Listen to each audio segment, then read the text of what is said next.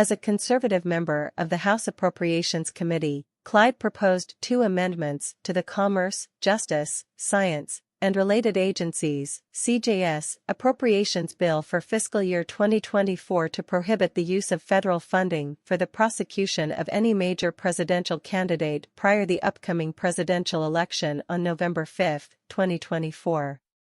Clyde explained in a written statement that the indictments against Trump are meant to hinder his presidential campaign. The Georgia lawmaker explained in a statement obtained by Breitbart News.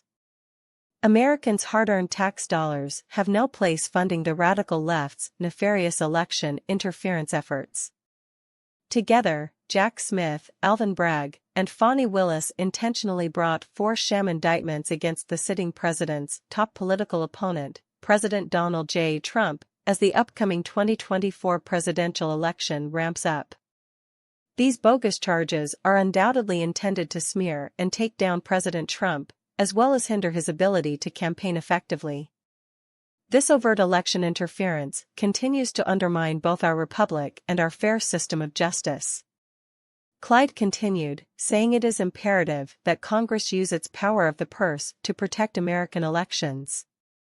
Due to my serious concerns about these witch hunt indictments against President Trump, I intend to offer 2 amendments to prohibit any federal funds from being used in federal or state courts to prosecute major presidential candidates prior to the 2024 election.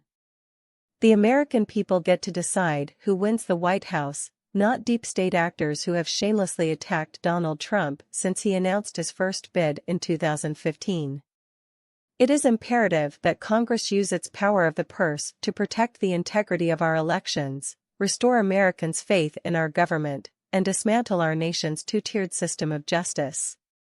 I'm fully committed to helping lead this effort, and I call on my House Appropriations colleagues to join me in this righteous fight. The House Appropriations Committee will likely mark up the CJS Appropriations Bill when lawmakers return to D.C. in September. Clyde's amendments represent the latest attempt to unwind the weaponization of the legal system through the appropriations process. The debt ceiling deal, the Fiscal Responsibility Act, contains a provision crafted by Representative Thomas Massie, Republican Kentucky, that would automatically pass a continuing resolution with a 1% across-the-board federal government cut if Congress fails to pass the 12 separate appropriations bills, which the Constitution stipulates.